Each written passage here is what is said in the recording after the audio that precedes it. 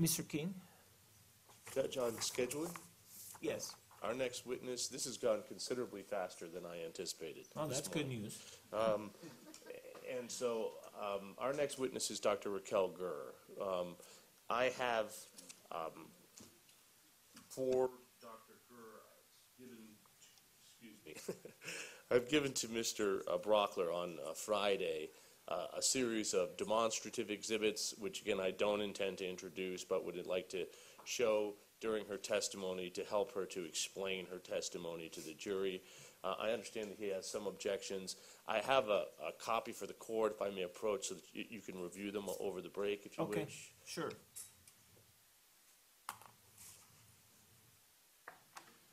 Thank you.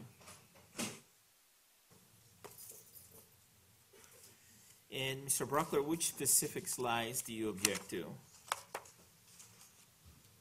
Your Honor, I received these after 3 o'clock on Friday, had a chance to review them over the holiday weekend.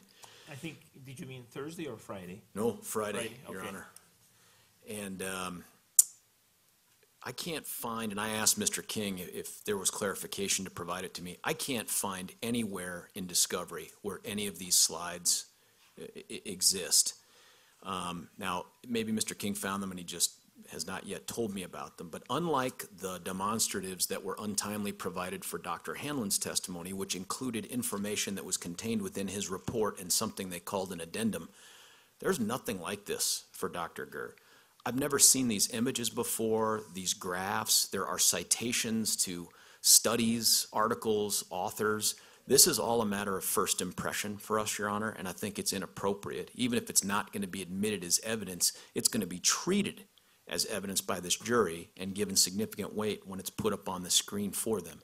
We've had really no opportunity to take these exhibits and have our own experts review them prior to their own testimony.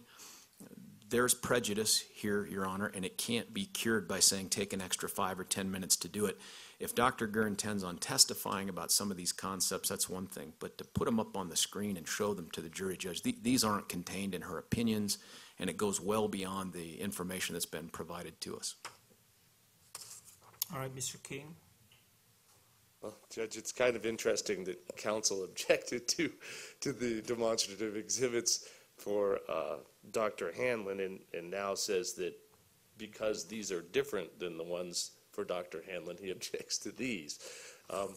Judge, these all relate to schizophrenia and the issues that relate to this case, and they're all the result of Dr. Gur's own research and the research of her colleagues that work for her at the University of Pennsylvania. That research is contained in her CV. Counsel has had a chance to interview her on more than one occasions for several hours to ask her any questions he sees fit. These questions relate to her diagnosis and her opinions, Judge. For example, there are a couple slides that have to do with flat affect. And you have heard considerable testimony about Mr. Holmes having flat affect. Those slides relate to some research that she's done about how flat affect affects schizophrenia. There's also some research about what education can affect schizophrenia. And other than that, Judge, it's just general knowledge about schizophrenia, how it works, what the course of the disease is. There's a couple slides that show the course of the disease. There's a slide that shows just a picture of a brain cell, so she can explain how brain cells work. And there's a couple of pictures of the brain, so she can describe the different regions of the brain. All of the psychiatrists and some of the psychologists have testified about all this kind of information, describing their diagnoses and their various opinions in general about these larger issues that relate to this case, Judge. So I think that they meet the test for demonstrative evidence. They're relevant to her testimony. They would help to aid the jury. These can be very complicated issues, and she has created these to help in her testimony to explain this to the jury. I'm not seeking to admit them, and I don't see that there's any prejudicial value to these, showing these to the jury that would outweigh their relevance, Your Honor, or any of the other reasons given under Rule 403. So, again, they're just to aid her in her testimony, and there's no surprises here. So I would ask that I be able to show them to the jury and let her talk about them. Where it says courtesy, Dr. Christian Kohler, Kohler, on one of these slides, and then it appears that some of the other slides may refer to other sources. Are these sources that she's relying on for part of her testimony and that the slides come from?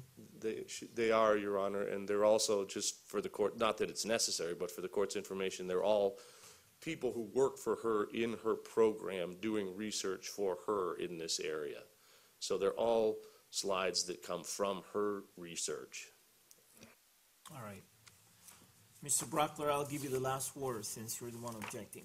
I appreciate it. Your Honor, to suggest that somehow we've received a CV with a career's worth of research and effort in there, and it was somehow upon us to dig through that and cull out the specific diagrams and research that she would rely upon in her opinions, defies the discovery process, as well as this prior court's orders and the spirit of them in trying to give people equal footing to be able to respond to expert information that would be provided to this jury when we ask them to consider it. This isn't some silly thing of, well, you know, it's all part of her testimony. There's no good faith reason why these exhibits and this research, this specific research and all of these things couldn't have been disclosed in a timely manner. It is bewildering to me how they can show up on a day the court is closed after 3 o'clock and then show up Monday morning and say, there's no harm to this. They should have seen this coming. I should point out, Judge, that in the several hours I had to interview Dr. Gur, and Mr. King will attest to this, almost entirely it was to try to get her to clarify what her written notes were, to transcribe them. We spent hours trying to get her to do that, because when I asked Mr. King to ask her to type them up, he demurred.